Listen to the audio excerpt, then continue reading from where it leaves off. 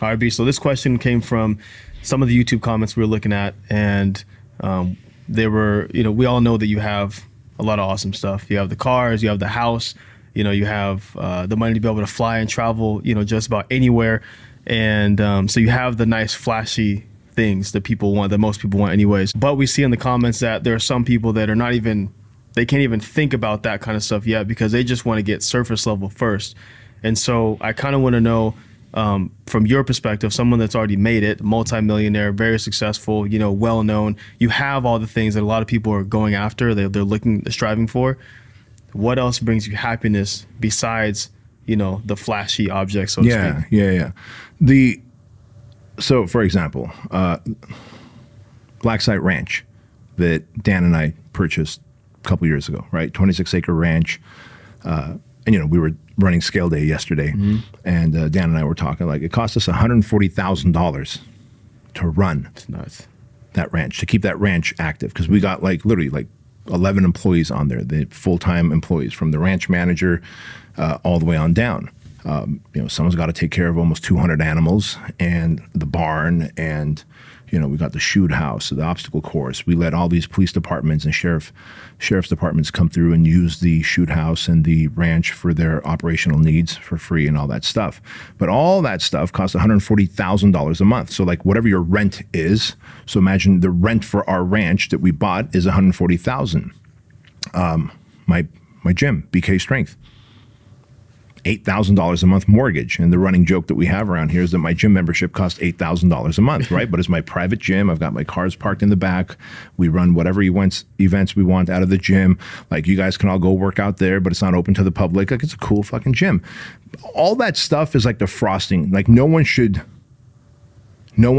go and try and get that now to put themselves in debt, because I've acquired the multiple income streams, because I've acquired the businesses, built them and sold some of them, and then gotten paid, right, millions of dollars, because I've created a debt-free life and financial sovereignty is why I can go get the cars, the lands, the ranches, the fucking lifestyle. And, when me and the family went to Scotland, we didn't stay at a 5-star hotel or resort. We stayed at Edinburgh Castle. We stayed in a fucking castle, bro. We rented a whole castle. It's bananas to talk about. Crazy.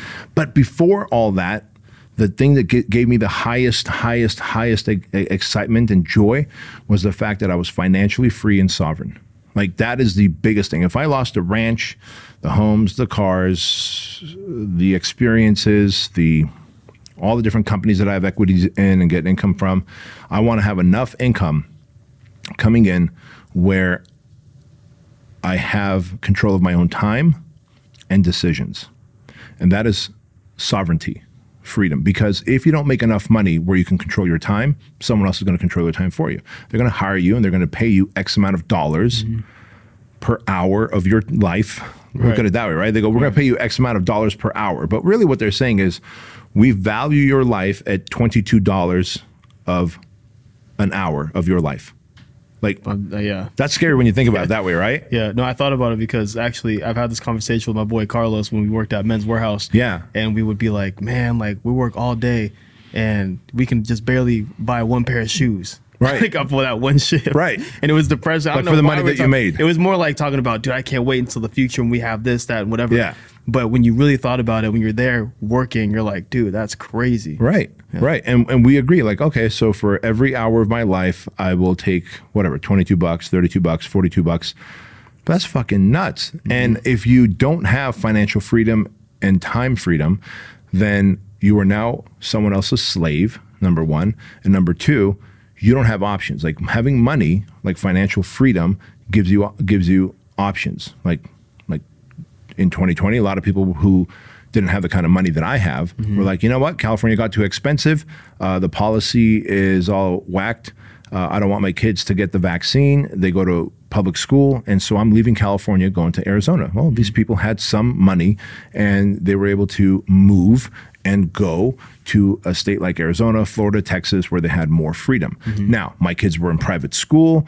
I have a lot of leverage with the school systems here. I have a lot of access to things because I'm well known, I have money, and so I live like it's Texas or Florida here in California, right? And so I didn't have to move. Right. And so I have better options than they do. But imagine the people that didn't even have the options that they had. They were like, fuck, man, I don't agree with this whole pandemic. I don't agree with my kids wearing masks. I don't agree with, like, my kids didn't have to wear masks.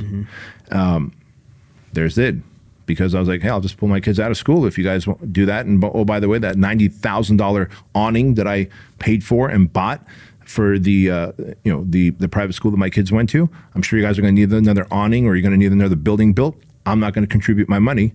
And all these parents think that they don't want their kids to wear a mask at a private school, so let's fucking abide by that. And we were able to use our money and our influence to get our wishes done. But imagine the people that didn't even have the money to leave the state, and their kids went to public school and they were trading their time for dollars.